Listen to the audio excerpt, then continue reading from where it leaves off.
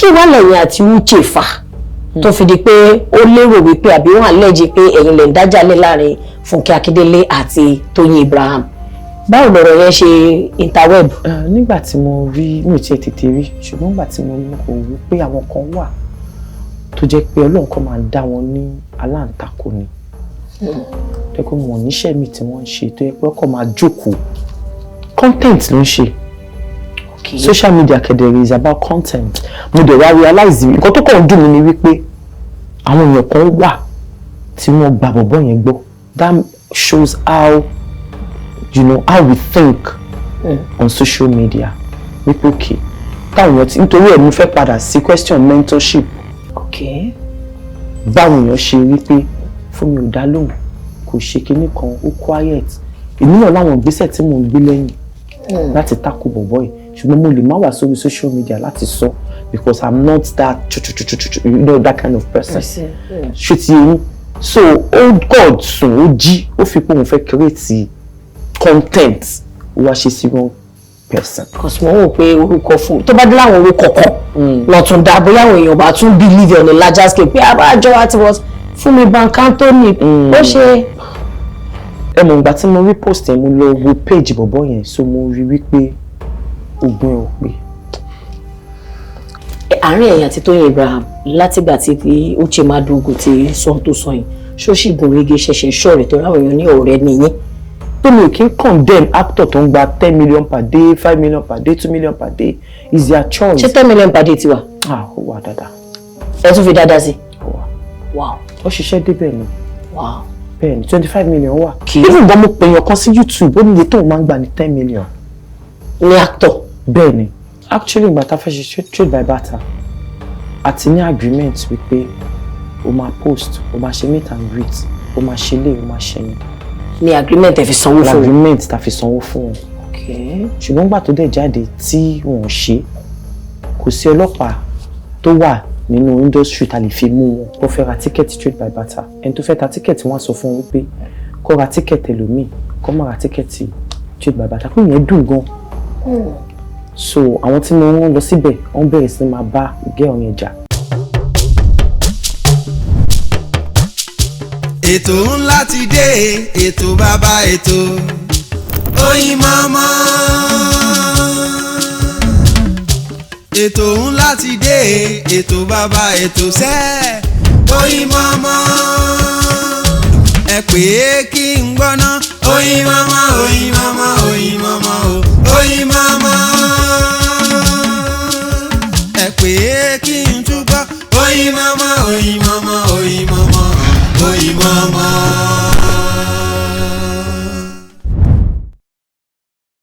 Ẹ káàbọ̀ padà sórí ètò wa Oyinmomo ló wà lójú amóhùnmáwòrán yín fún gbogbo ẹ̀yin olólùfẹ́ wa tí ẹ ṣe darapọ̀ mọ́ wa ẹ káàbọ̀ ẹ ṣe dáadáa ni èmi gan mọ̀ pé dáadáa náà ni torí dáadáa báyìí òun ló máa gbọ́ òun ni a máa gbọ́ ní àgọ́ àwọn olódodo lórí ètò lónìí gẹ́gẹ́ bí mo ṣe sọ fún yín nígbà tí mo bẹ̀rẹ̀ mo ní ẹ̀ka àwọn obìnrin tí wọ́n mọṣẹ́ tí iṣẹ́ yé tí lè dáa tọ́nà náà bàjẹ́ tí àdẹ̀gbórúkọ wọn níbi kò tọ́ àwa wá wò pé gẹ́gẹ́ bí iṣẹ́ tiwa ní káwọ́ sàkúnnú ayé pé àwọn owó la lè rí tọ́ka sí la lè rí fi ṣe àpèjúwe la lè rí fi ṣe àkàwé fáwọn obìnrin tó ń ṣiṣẹ́ fáwọn obìnrin tó wà nílé ọkọ pé tí obìnrin bá ní iṣẹ́ lọ́wọ́ ìyẹn ò ní pé kí ilé dàrú obìnrin dẹ̀ ní ilé lórí kó ní adé orí ìyẹn ò ní pé kó tún yẹ̀lẹ̀ lẹ́nu iṣẹ́ àwa ní ká gbáwọn ìyàwó wa kán wá ṣàlàyé fún wa láti bí iṣẹ́ tó ti ṣe lẹ̀ láti bí 20 ọdún lé pé báwo gangan lọ ṣe ń tó báwo lọ́lọ́run ṣe ń fún wọn tó ọlọ́dífá fún òrékelẹ́wà tẹ bá gbọ́ àgùntàn aṣọ lò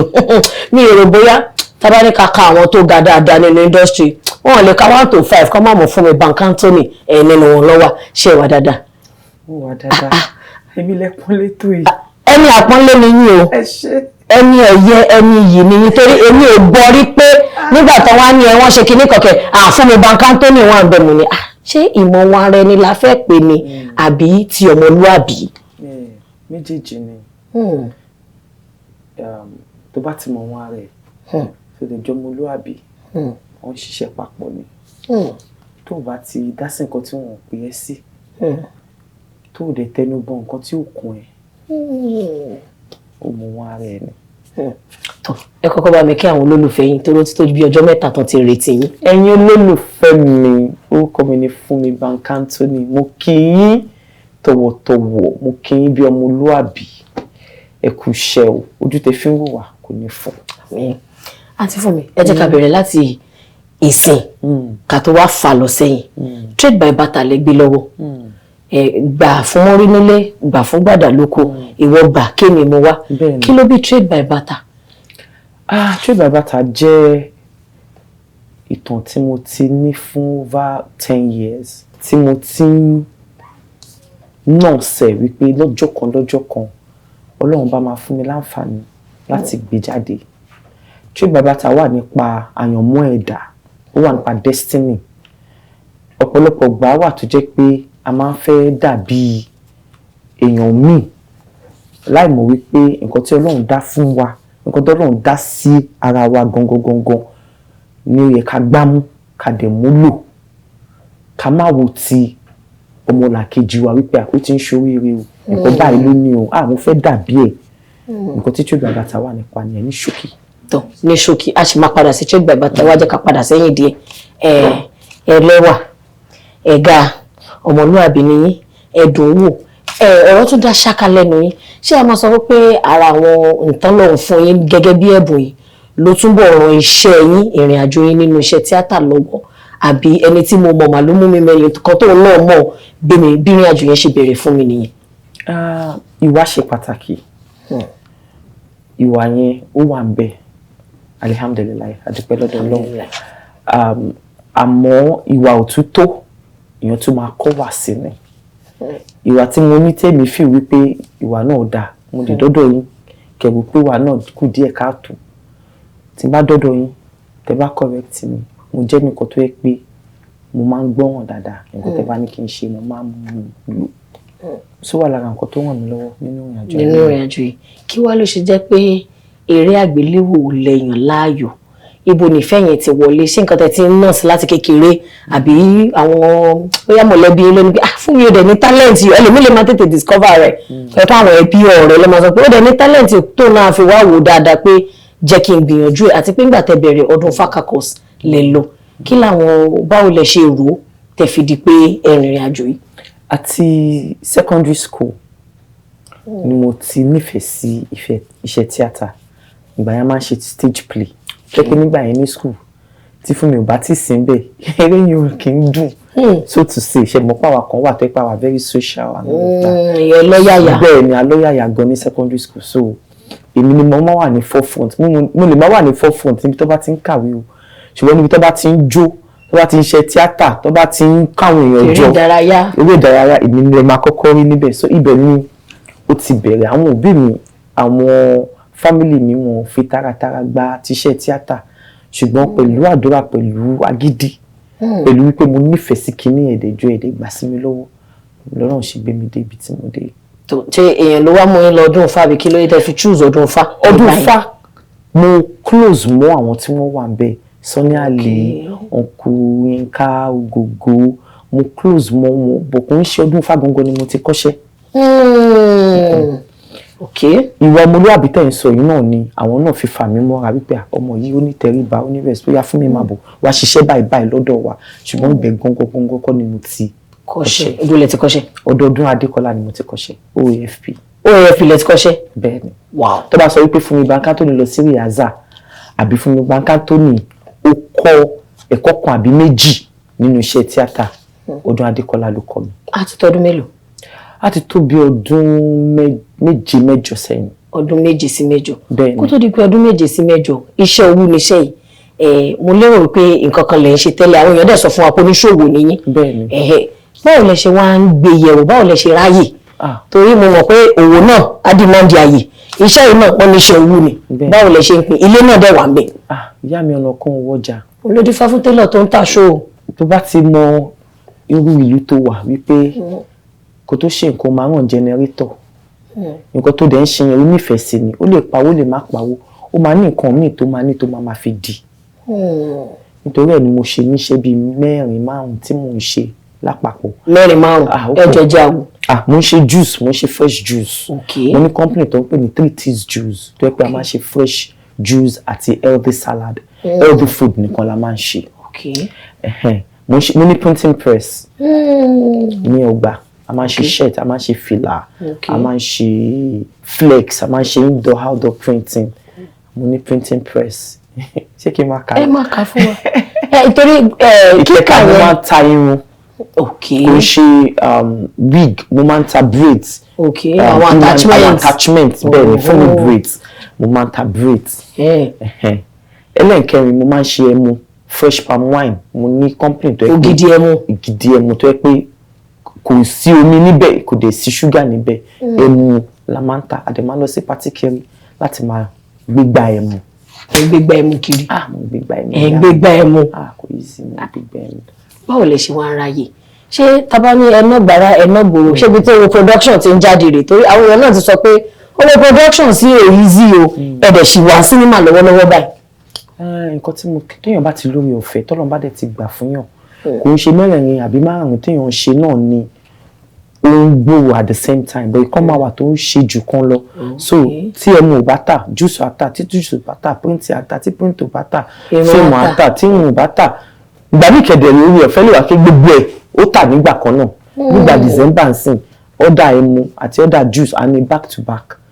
Nísìnyí kò kí ń ṣe season ẹ̀ ó ti ṣe díẹ̀ àwọn tọkàn individual kìíní la ní sìn pé wọ́n order individually la ní so à ń yí mọ̀ ìyá mi. Ọlọ́run á jẹ́ kí àyèmọ́ kó má pa ọlọ́kọ̀ orí táyèmọ́ ò bá ti pa ọlọ́kọ̀ kò lè pa ọlọ́kọ̀. Arábìnrin Funmi Bank Anthony lágbà lálejò lórí ètò lẹ́ni a sì ti ń fọ̀rọ̀ jomi tó rọrọ̀ nípa iṣẹ́ àti àwọn òwò tí wọ́n ń ṣe.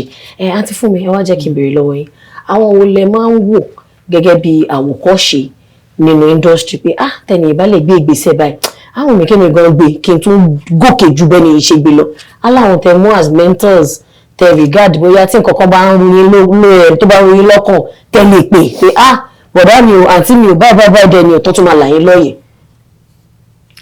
Tí mi ò bá fẹ́ pa irọ́ kí n dẹ̀ máa wé àwíjàre mi ò ní mentor nínú industry. Nítorí wípé ẹ mọ̀ show business là ń ṣe seeing is believing là ń ṣe mi ò mọ̀ nǹkan tí mi ò lẹ́nìkan pàtó tí mo close mọ́ nínú industry so mi ò ní ẹnìkan tí mo fẹ́ dàbí èmi kàn rìnrìn àjò ayé mi ni mo dẹ̀ mọ̀ wípé lágbára Ọlọ́run ó wà lọ́wọ́ Ọlọ́run láti gbà fún mi. Ṣé lè fún wa ní most embarrassing moment gẹ́gẹ́ bí actor tí ó bá ṣiṣẹ́ tí mo ń ṣe yìí ṣé wo ilé dẹ̀ máa ṣẹlẹ̀ sí mi ṣá. Ó dàbí pé ńgbà tí mo lọ sílùú òyìnbó òun ni ó ní fíìmù kan tí mo ṣe tí mo burú gan níbẹ̀ mo wá rí pé tí n bá ti gba báyìí woman yẹn máa gba báyìí tí n bá ti gba báyìí woman yẹn máa gba báyìí mo wá rò pé tó pé ńgbà tí mo fẹ́ lọ sanwó ní counter ó kúrò ní line gbà tó rí mi lẹ́yìn ó lọ síbòmíì mo wá realize pé èmi ni woman yẹn ń sá fún mo wá lọ bá kí n tó lọ bá bó ti ń ṣe pé kí n fún mo níṣẹ́ mọ̀ mí rí ni mo mọ̀ ẹ́ ìwọ ní Funmi Bank Anthony ṣẹ̀mú tó pọ̀ tún jókè òkun confidence ẹ̀ wà pé mi ò mẹ́ni yìí nígbà tó sanwó tán ó wà di mọ́tò ẹ̀ mo wá láti sáré lọ bá pé good afternoon what is it good afternoon mo ní do you know me I don't want to know you I don't know you mo ní sorry ma ẹ jọ̀ọ́ ẹ má bínú mo realize pé ẹ ń sá fún mi ṣé ní sá fún ẹni tó ń sá fún mi ọlọ́run jẹ́ bí mi ẹni tó ń sá fún ṣé mi àti ti lẹ́ẹ̀kántà rí ni ṣé ẹ mọ̀ mí rí ni ó ní láyéláyé òun ò mọ̀ mí rí ṣùgbọ́n òun máa ń wò mí nínú fíìmù mo máa ń pa ọ̀fọ̀ òun kẹ̀dẹ̀rẹ́ Christian lòun kíníkan ó ní fíìmù kan báyìí tí mo ṣe tí mo tẹ́pà jẹ ní ó ṣe jẹ́ pé nǹkan tó bá tí ò bá da róòlù tó bá jẹ́ róòlù téèyàn burú ló máa ń fi sí dájúdájú bẹ́ẹ̀ ṣe rí ní ayé tó mú ti ẹ̀fẹ́ ní ìkọ̀kọ̀ mo sọ fún màá yẹn pé nǹkan tó ṣẹlẹ̀ ní wípé bí iṣẹ́ sọ̀rọ̀ náà rí because ó dùn mí gidi gan tí èèyàn bẹ́ẹ̀ yẹn lókè òkun tó bá ní perception yẹn nípa mi àwọn ìtẹnu DSA òdẹ̀dẹ̀ bẹ́ẹ̀ so ó bù mí tó pé mo ní láti fẹ́ máa ṣàlàyé fún màá yẹn pé ṣe rí gbogbo nǹkan tí mò ń kà yẹn mi ò mọ̀ lórí o gbogbo ọ̀fọ̀tẹ́ ni mò ń pa Christian ni mi ò dẹ̀ mọ̀ Ọlọ́run kan àfi Jésù gbogbo nǹkan tí mò ń kà yẹn ó sọ sí mi lẹ́nu ni mi ò mọ̀ fọkọ̀kàn bó ṣe ń wò mí iná lè ṣe ń wò mí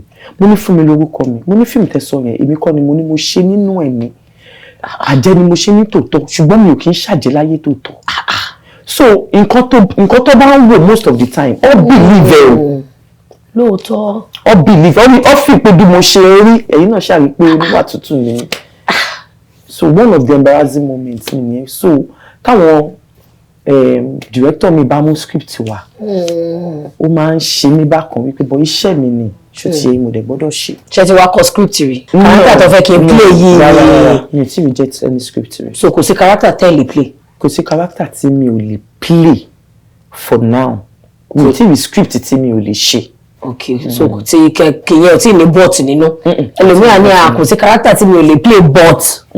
kò tí sí character tí mi ò lè play. tán kí làwọn most challenging times tẹ́ bá wà lórí set torí nígbà míì àwọn èèyàn máa ń sọ wípé àwọn olólùfẹ́ yín tó máa ń wo ẹ máa show behind the scene àwọn èèyàn máa allege pé bóyá kò sí fair treatment pé fún àwọn artist ẹlòmíràn complain pé ibi tán fi wá sí ká sùn sí kò sí welfare tó dáa medicals on set ẹ̀yin náà dẹ̀rẹ̀ producer nìyí so tí wọ́n bá ń complain pé àwọn set kan wọn ò tẹ̀ fún wa medicals kò sí paracetamol kí lẹ̀yin náà gbìyànjú láti ṣe láti mitigate àárín yẹn tẹ́yin bá ń produce. Tẹ́mi bá ń produce nítòótọ́ mi ò kí ń ṣe medicals nítorí wípé ọlọ́run máa ìka gbogbo àìsàn and mi ò mọ underlying illness tó ti ní so I can't just bring medical team to the set maybe first aid only for me paracetamol you know but mi ò mọ oògùn tó máa lò tó máa gbòdì lára ẹ̀ so èmi máa wà very careful medically but tó bá ti wà lórí set mi tó bá ti sick kò sí iye sí tí mo ti lè yà fún ẹ mo máa break set yẹn kó lọ tọ́jú ara ẹ nítorí pé ẹni tó wà láyé tí ó dẹ̀ wà lálàáfíà ló lè ṣiṣẹ́ so mo máa ń fi space yẹn sílẹ̀ tó bá dẹ̀ ti wá tó bá ti lórí fún ẹ inú ẹ kíní kan tí mo mọ̀ kó máa affect production mi kó tó bẹ̀rẹ̀ iṣẹ́ màá gbẹ̀ láàyè láti lọ yẹn omi pé àní ṣiṣẹ́ mi mọ̀ mo pé mo ní medical mo ní ambulance lórí set mi ò ní mi ò ṣe rí bóyá nísìnyí tètè wá sọ mo lè consider tí wọ́n fẹ́ ṣe big project of course yes I can. Okay ó máa wù mí kí n béèrè ìbéèrè lórí ẹ̀ bó máa padà wá sórí ẹ̀ ó ti di bí production mélòó tó ti jáde láti Funmi Bank Anthony Productions. mo ti lose count láti tó bí 70-85 yeah. Between 70 to 85 of movie production. ẹ pè mí fún ara mi ni mo ṣe. lẹ́kọ̀ọ́ wa ara yín lẹ̀. bẹ́ẹ̀ni. èwo la lè sọ wípé ó bójú owó in fact over àti ẹ̀ lérò ẹ̀ àmọ́ ó ṣe dáadáa èwo dẹ̀ la lè sọ wípé ẹ ṣàjẹ́ ká máa dúpẹ́. ọ̀pọ̀lọpọ̀ ni ò bójú owó tá àti ẹ̀ make owó dípò pa fẹ́ make profit but tí mo mọ̀ wípé yes ó ṣe dáadáa ní Àbẹ̀bí Ṣẹ̀wọ̀n kò ṣe nìyẹn. Àbẹ̀bí Ṣẹ̀wọ̀n kò ṣe nìyẹn. nínú ọ̀rọ̀ yín sí ẹ ní kò ṣe gbogbo ẹ̀ ló make profit bẹ́ẹ̀ business ni and you keep going back to it you keep investing why. ìfẹ́ ni. ìfẹ́ ṣé ìfẹ́ gbowó báńkì ni. ṣe àwọn nǹkan mi wà tó yẹ pé a kì í ṣe nítorí owó for a period of time a máa ń ṣe nítorí passion ta ní fún ni nítorí ẹ̀ ni mo ṣe máa ń gba àwọn èèyàn nímọ̀ràn pé tó bá ń ṣiṣẹ́ tíátà ní business ẹyọkan àbí méjì lẹ́gbẹ̀ẹ́ tó fi ń gbá nídìí o lè ṣiṣẹ́ tíátà fún 5 years kó má rówó ń bẹ̀ o lè ṣe ẹyọkan tó yẹ pé gbogbo owó tó ti lose ní 5 years yẹn o ní production kan. ó dà ẹ wá jẹ́ kí n béèrè èlò ló pọ̀ jù tẹ́ ti fi ṣe movie rẹ̀ àti pé èlò ló kéré jù nínú gbogbo 75 to 85 thousand yẹn. mi ò lè down question yẹn straight forward because ìgbà kan wà tó pé 500,000 la máa fi ń ṣe movie. lóòótọ́. bẹ́ẹ̀ni some years ago ẹ lè compare ìta fi ń ṣe movie 10 years ago pẹ̀lú ìta fi ń ṣe nísìnyí tó bá ní 8 million o ò lè ṣe YouTube movie. pé o ti fẹ́ appear ní YouTube nìyẹn. yes tó bá fẹ́ ṣe good movie fún YouTube tó bá ní 8, 9, 10 million o ò lè ṣe ìgbà kan dẹ̀ wà tó jẹ́ wípé 500,000 là ń lò láti fi ṣe good movie 500,000 yẹn gan kò sanwó cast ẹyọ kan sìn dípò pé o fẹ́ gba camera so àsìkò ti change. good ọ̀rọ̀ casting tẹ̀sán yẹn lóòótọ́ craft yàtọ̀ àwọn èèyàn kan máa gbowó ju àwọn èèyàn kan lọ àmọ́ nísìnyí a rí pé ó dà pé torí YouTube channel àwọn èèyàn fellow actors ń complain pé torí àwọn actors kan ti ní YouTube channel àwọn gan fẹ́ máa ṣiṣẹ́ fáwọn èèyàn mọ́ nígbà tá tó bá dẹ̀ ṣiṣẹ́ oníṣẹ́ báwo lọ́ọ́ tẹ̀ ṣe máa ṣe tiẹ̀ gan kí lẹ rò bóyá a lè ṣe sí àárín àti pé ṣó ní nǹkan kan tó ń fa àwọn kùdìẹ̀kudiẹ yìí. nǹkan tèmi rò ní wípé personally try láti build brand ẹ. okay. náwó lórí ara ẹ build ara ẹ tọ́lọ̀ bá gbà fún ẹ kí wọ́n náà dé ibi tí àwọn tó ń fi ẹ́ ṣakọ yẹn dé. Tó bá ti débẹ̀ akọ tó ń fi ẹ́ ṣe yẹn ó máa reduce. So build your brand, work on yourself. Èmi ò lè sọ pé actor máa gba 2 million per day. Òun náà ti pay dues ẹ̀.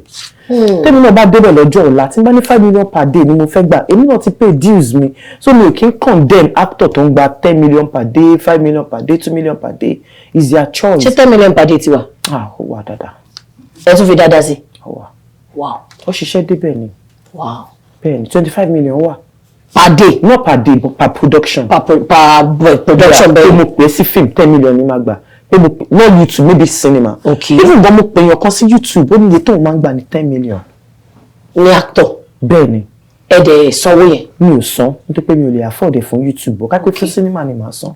Tó pé ní náà wọ̀ tẹ̀. Oh. Bẹ́ẹ̀ni. So a jẹ́ pé tá bá ń sọ pé grading A list, B list, C list, ó yẹ kó wà. Pé ká fi wo ṣe pay ni ma fi ń grade ara wa ni àbí experience. Ó depend. Ẹ jẹ́ kí n fún yín ní bank for example. Okay. Àwọn míì wà tó yẹ pé wọ́n lè ṣí àwọn báǹkì kan. Tó yẹ pé tí kò bá ti jẹ́ Wema Bank àbí First Bank àbí UBA wọn ò lè kówó wọn lọ síbẹ̀. Okay. Bẹ́ẹ̀ náà ló ṣe wà níṣẹ́ tíátà. A wà, B wà, C wà, D wà. Ó depend bí wọ́n bá ṣe ríra ẹ̀. Èmi nísìn mi ò gbà pé mi ò kí ń ṣe business wọ́n ní bó bá ṣe rí mi bòbá mi ṣe ríra mi nìyẹn. Okay. Do you understand what I'm saying? That's the self-confidence. That is it. That's your self-worth. So tó bá àwọn A list mi ò tajà. D list mi ń tajà. A list mi ń tajà. So ó depend lórí orí ọ̀fẹ́ àti production. Tó bá ní àǹfààní láti pé A list ṣe B list. Tó bá ní àǹfààní láti ṣe B list ṣe C list. Fún tó bá máa lọ. Máa lọ. Tán. Ẹ wá jẹ́ kí n bi yín, ẹ kì í jà, ẹ kì í ta, ẹ kì í bá yànyàn dì, ẹ jẹ́jẹ́ lọ́mọ Èkó lọ. Kí wá lẹ́yìn àti Uche fà tó fi di pé ó lérò wípé àbí wọ́n àlẹ́jì pé ẹ̀yin lè ń dájálẹ̀ láàrin Fúnkẹ́ Akíndélé àti Tóyìn Abraham. Báwo lọ̀rọ̀ yẹn ṣe interweb? Nígbà tí mo rí mi ò tiẹ̀ tètè rí ṣùgbọ́n nígbà tí mo rí mo kò wò pé àwọn kan wà tó jẹ́ pé Ọlọ́run kan máa dá wọn ní aláǹtakò ni. Tó yẹ pé wọn ò níṣẹ́ mi tí wọ́n ń ṣe tó yẹ pé ọkọ̀ máa jókòó. Content ló ń ṣe. Okay. Social media kedere is about content. Mo dẹ̀ wá realize nǹkan tó kàn ń dùn mí ni wípé àwọn èèyàn kan wà tí wọ́n gba bọ̀bọ̀ yẹn gbọ́. That shows how how we think on social media. Wípé okay táwọn èèyàn ti nítorí ẹ̀ mo fẹ́ padà sí question mentorship. Okay. Báwọn èèyàn ṣe rí pé Funmi ò dá lóhùn kò ṣe kinní kan ó quiet. Èmi náà láwọn ìgbésẹ̀ tí mò ń gbé lẹ́yìn láti tackle bọ̀bọ̀ yìí ṣùgbọ́n mo lè má wà sórí social media láti sọ because I'm not that that kind of person. Ṣé ti yẹn? So God sùn ó jí ó fi pé òun fẹ́ create content ó wá ṣe sí wrong person. Cause mo wò pé orúkọ fún tó bá dé láwọn orúkọ kan lọ́tún dá bóyá àwọn èèyàn bá tún believe on a larger scale pé àbájọ àti wọ́n Funmi Bank Anthony ó ṣe. Ẹ mọ̀ ìgbà tí mo rí post yẹn mo lọ wo page bọ̀bọ̀ yẹn so mo rí wípé oògùn ẹ̀ ò pé. Fún ìdí èyí nítorí oògùn yẹn tá à ń sọ̀rọ̀ yìí ẹ jẹ́ ká sọ̀rọ̀ nípa kódà gẹ́gẹ́ bí ọmọ ilẹ̀ Yorùbá ìlú wo lẹ ti wá náà? Ọmọ Èkó ni mí. Èkó gangan èmi náà mo Bank Anthony àwọn èèyàn máa wọ pé bóyá orúkọ ọkọ ẹ̀ ni bóyá orúkọ dáàdì ẹ̀ ni àmọ́ Bank Anthony mo Bọ́lájí Bank Anthony náà ni àbí? Gẹ́gẹ́ bí ọmọ Èkó mo mọ̀ pé ọmọ ilẹ̀ káàrọ̀ oòjíire ni gbogbo wa ẹ̀dẹ̀ máa mọ àwọn nǹkan kan bóyá tèmi ò mọ̀ táwọn èèyàn náà mọ̀ gẹ́gẹ́ bí ọmọ Yorùbá tá bá pe ọ̀rọ̀ spelling OGUN ó ní oríṣiríṣi ìtumọ̀ ní èdè Yorùbá a máa ń pè ní gbólóhùn onípọ́nà ẹ fún mi ní mẹ́wàá irú ẹ̀. Báwo lè ṣe fẹ́ kí n mọ̀? Ẹ jẹ́ kí n bẹ̀rẹ̀ fún yín tá bá sọ pé OGUN ogun wà ń bẹ̀. Ogun okay. Bóyá OGUN ẹ fún mi ní mi. Ogun medicine ẹ fún mi ní mi. Ìlú ńkọ́ Ondo. Ìlú Ogun State ó ti ṣe mẹ́ta bẹ́ẹ̀ Ogun State. Ẹni sọ̀rọ̀ náà ṣé ẹ máa fún mi lẹ́bùn tí n bá dá? Ẹ̀bùn wà fún yín ẹ̀yin ṣe bí ọmọ yín wò ó sínú ìṣáká yẹn. ẹ̀yin náà wọ̀ rí bíbá ní tẹ́ máa mú di mọ́tò wọlé ǹsìn. Ẹ ṣe. Ọ̀yà. Ẹ má rush mi jẹ́ kí n sọ. Okay. Oògùn yẹn ti jẹ́ double O àmọ́ mo fún yín oògùn sweat ó ṣe mẹ́rin. Oògùn inheritance property ó ṣe márùn. Mélòó lẹ́yìn kí n dárúkọ? Mẹ́wàá ni. So nínú márùn-ún mi ti kọ́kọ́ gba 5 million ló kù 5 million. Ẹ jẹ́ ká máa bá lọ. Okay. gbèsè dé wá ṣe mi máa ní fowó ṣe orí ayé náà kò kéré nínú ayé. ẹ ti ṣáìsì wa ṣé n tẹ fẹ́ gbélé ẹ̀rọ ọjọ́ tí ń pè mí ní ìbá ti wà ṣé mo ṣì lè padà wá. 5/10 lẹ̀ ṣì wà ọmọ gbọ́dọ̀ gbé result ẹ̀ wálé. ó try average oògùn wa ti dárúkọ medicine. mo ti dárúkọ medicine. ṣé oògùn gbogbo ẹ̀ gbọ́dọ̀ ti bẹ̀rẹ̀ ni. OGUN ọ̀rọ̀ yẹn. ok Ògúndé kò lọ. ó dà ó lè lọ ẹ jẹ́ fún yín pé oògùn wà níwájú ẹ̀ Ògúndé ó dà. Ògúndé. kí ni Yorùbá ń pè 20. ogun OGUN náà ni mo ti tún yá yín nìkan sí ó di 7. ọgọ òsínbẹ ó ní. téèyàn àtèèyàn bá ń jà tó bá lọ mú ọ̀bẹ dání kí ló fẹ́ fi ṣe. ó fẹ́ gún mi. ogun kọ. oògùn náà ni mo ti fún yín yẹn. no ogun yàtọ̀ sí ogun ní oṣù azin. ẹ̀ náà ni mo sọ pé téèyàn bá àtèèyàn bá ń jà tó bá lọ mú ọ̀bẹ wá kí ló fẹ́ fi ṣe ó fẹ́ fi gún un oògùn. ok mo ti fún yín ó kù 2. ok mo ti sáré ogun náà 20 èmi ló fún yín lógún ẹlẹ́ ti dárúkọ ó kù mélòó báyìí. ó kù 2 ètò bá 10 lẹ́wà. ẹ tọ́ mi sọ́nà. tó bá ní èèyàn fẹ́ rìnrìn àjò láti Èkó lọ sí Ìbàdàn ìrìn àjò yẹn ṣe kí ni. ogun it is long ó di 9/10. ẹyọ kan yóò máa wù mí kí n sọ fún ara mi mo ti sọ ogun. ẹ ti sọ ogun. ẹ mú 9/10 yín ká máa lọ. atọ́làtọ́ náà yín bàdé. atọ́làtọ́ tó bá yẹ pé gba gbogbo ẹ̀ lórí 10 ibẹ̀ lówó bá wa àmọ́ ìgbà tẹ́ ẹ̀ ti gba ẹ̀ má wọ̀rọ̀ ẹ má wọ̀rọ̀ ẹ jẹ́ ká máa lọ ẹ má wọ̀rọ̀. 9 million náà wà òkè. owó díẹ̀ tó nǹkan ní nǹkan. bẹ́ẹ̀ni wọ́n lórí ẹ̀fọ́ 4021 account number mi ni ẹ tẹ̀ ní sùúrù ẹ má wọ̀rọ̀ ìdẹ́yìn bá ti pè àfiránṣẹ́ sáwọn olólùfẹ́ yín àwọn ọlọ́mọ kan sára sí.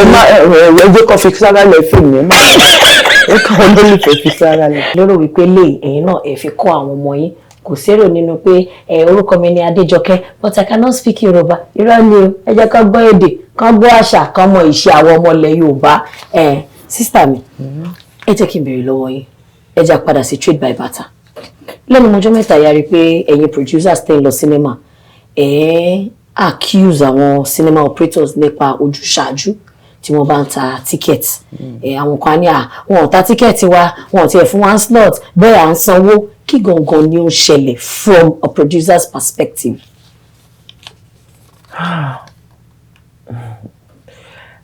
ok nǹkan tèmi fi ìpò ń ṣẹlẹ̀ ni wípé as a producer àwọn kan wà tó ẹ̀pọ̀ tí ń ṣe tẹ́lẹ̀ tí wọ́n ti wà very familiar pẹ̀lú àwọn tí wọ́n ta ticket ó ṣẹlẹ̀ sẹ́mi náà tó jẹ́ pé ó fẹ́ ra ticket Trade by Bata ẹni tó fẹ́ ta ticket wọ́n á sọ fún un wípé kó ra ticket ẹlòmíì kó má ra ticket Trade by Bata fún ìyẹn dùn gan. so àwọn tí mo rán lọ síbẹ̀ wọ́n bẹ̀rẹ̀ sí máa bá gẹ́ọ̀ yẹn jà ìgbà tí mo débẹ̀ ó fẹjọ́ ẹ̀sùn mo rí mo dẹ̀ lọ bá mo dẹ̀ lọ bẹ̀ kò ń ṣe ọ̀rọ̀ agídí kò ń ṣe ọ̀rọ̀ ìjà àwọn kan ti wà ń bẹ̀ tí wọ́n ti ń ṣe ìwọ tó ṣẹ̀ṣẹ̀ dé ṣe mọ̀ ọ́ lè ti fún ọmọ yẹn lówó àbí kọ́ ti tọ́jú ẹ̀ èmi tí mi ò dẹ̀ ṣe nǹkan kan tí mi ò mọ bó ṣe ń ṣe èmi kàn gbéṣẹ́ lọ ni gẹ́yìn dẹ̀ ṣe ojúṣàájú mo dẹ̀ lọ bẹ̀ pé kó má bínú pé mo yáwó fi ṣe ni o owó làpò ni o kó jẹ́ kówó pé o jọ̀ọ́ má sọ fún ẹnìkan tó bá má sọ fún wọn kó ra tèmi bọ̀tọ́ kápẹ́ tèmi lọ́ fẹ́ wá rà ká fún wọn so mo bẹ̀ mo dẹ̀ bẹ̀ mo ní kó jọ bí mi ò ní kẹ́lòmíì má tà mo má sọ fún ọkọ máa rí tèmi wálẹ̀ ni ó dẹ̀ gbọ́ sí mi lẹ́nu pé kí n tó kúrò níbẹ̀ yẹn gbó bá mi ta more than 15 tickets. wow. bẹ́ẹ̀ ni so ó máa ń ṣẹlẹ̀ ṣùgbọ́n bó bá ṣe handle ẹ̀ náà ó matter ó láti lọ bá wọn kó bẹ̀ wọ́n èyí tó bá lè fún nǹkan fún wọn ní nǹkan Nàìjíríà láwà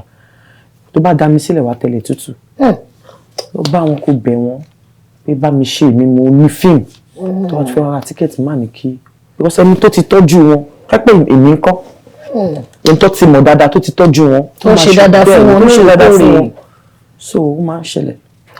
so ìyẹn ni pé kò ṣe pé a máa di àwọn cinema operators mú àwọn gan lè máa mọ̀ ń pa ẹ̀ bẹ́ẹ̀ ni jẹ́ pé àwọn ticketers yẹn ló ń darúgúdù lẹ̀ bẹ́ẹ̀ ni tó ticketer na ticketer you didn't be God jọ help people that are using money kó tí ẹ ṣe pé yíyá tí àwọn yáwó yìí àmọ́ ìgbà míì náà àwọn èèyàn máa sọ wípé investing in Nigerian movies kó wà risky ṣe lóòótọ́ ni torí ẹnu ọjọ́ mẹ́ta ìta ń gbọ́ bílíọ̀n àwọn tó ń pa bílíọ̀n yẹn gan ṣe bílíọ̀n kan ló ń dọ́dọ̀ wa ó ní bá a ṣe ń pín but to us layman fans a kò fi pé actor wa favour wa ti pa 1 billion o, what's going on? n tó bá ka 1 billion ní cinema ó make owó. tó bá pa 1 billion ṣé 1 billion ló lọ sápò ẹ̀? Not necessarily, but ó make owó. Ó make owó dáadáa. Ó make owó gidi. Ó make owó dáadáa. Bẹ́ẹ̀ni. Lẹ́lẹ̀ sọ. Pẹ̀lú ẹ̀rí 100 million ní cinema make owó. Pé tó bá pa 100 million. Ó make owó. Okay. So báwo ni risk wà ń bẹ, of course. Ẹ jẹ́ àwọn risk assessment yẹn. Tí o bá ṣe cinema tí wọ́n bá wọ́n kọ́. Kí ni wọ́n fi ní owó cinema tó bá ṣe? Advert. Okay. Social media promotions. Okay. Ọ̀pọ̀lọpọ̀ fíìmù wà ní cinema tó dùn gan. Tó bá dẹ̀ lè jó. Ní láti jó. Kọ́kọ́ ṣe ìyá mi. So ẹ̀yin náà jó báyìí. Mo jó Yorùbá, mo jó Ìgbò, mo jó Hausa. Mo jó àwọn jó tí mi ò rí rí. Mo pa àwọn èèyàn kan wá kọ́ mi ní jó. Lóòótọ́. Bẹ́ẹ̀ni. Wow. Fíìmù náà kẹ̀dẹ̀rẹ́ mi ò sínú ẹ̀. Ẹ sí nínú Trade by Bata, ẹ appear. Ẹ kò jẹ́ executive producer. Bẹ́ẹ̀ni. Ṣó máa ń work ibẹ̀ torí àwọn èèyàn kan máa ń dàbí pé fíìmù ara mi náà mo fi lè star ara mi because kò sẹ́ni tó máa wá lò mí fún star àbí kò sẹ́ni tó máa wá lò mí fún cinema project tẹ́mi gangan bá lora mi. Bẹ́ẹ̀ni àwọn eré ìlera yín. Bẹ́ẹ̀ni àwọn fíìmù wà tó jẹ́ pé mo kówó sílẹ̀ kò ṣe àbí mo ṣe executive producer àbí Trade by Bata tí kò bá ti scene tí mo lè ṣe àbí tó jọ mọ́ nǹkan tó jẹ́ pé mo lè ṣe kó ṣe dọ́dọ́dọ́dọ́dọ́ kó mo gbọ́dọ̀ ṣe mo gbọ́dọ̀ wà ń bẹ rárá èmi ò ní thinking bẹ́ẹ̀ yẹn bẹ́ẹ̀ ṣe wà ní tẹ́ bá ṣe audition tí bá pè nǹkan tẹ́ lè ṣe jù mí lọ máa fún yín ní chance kẹ́ ṣe kò di dandan wípé èmi ni gbọ́dọ̀ ṣe tó pé mi mo ní film. So àwọn ṣáwọn ìwà yẹn máa water down production ní sísọ pé èmi mo kówó lẹ̀ mi ni mo máa ṣe. Of course nǹkan tó bá lè ṣe tó bá ní capacity láti ṣe o ṣe fún ẹni tó ní capacity láti ṣe o ṣe fún láyè láti ṣe kò di dandan wípé o gbọ́dọ̀ ṣe. Torí pé wọ́n ló kówó lẹ̀. Tọ́.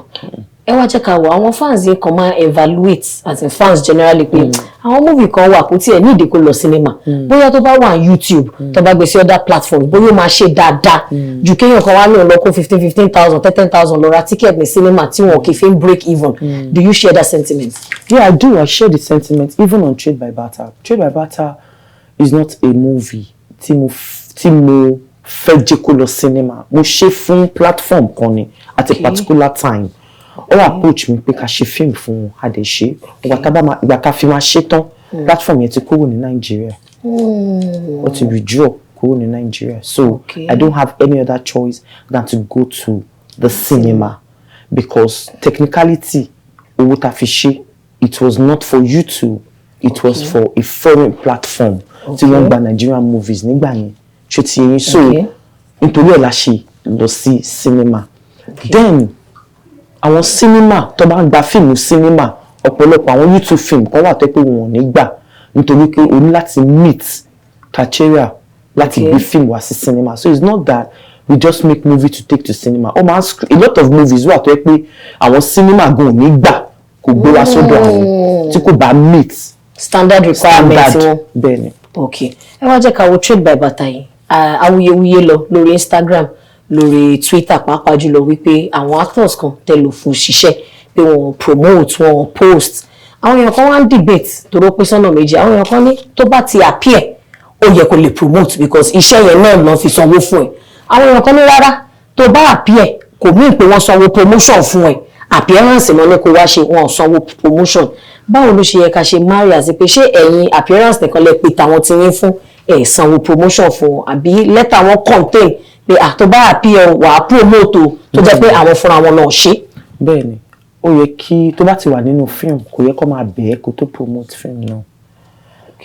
Ṣùgbọ́n bí mo ṣe sọ lẹ́ẹ̀kan tí wọn bá ti dé stage kan àwọn fíìmù wà tó yẹ pé wọn ò sí ń bẹ̀ wọn ò bẹ̀rẹ̀ wọn gan láti promote ọ máa promote nítorí pé ẹni tó ní fíìmù yẹn ti débẹ̀.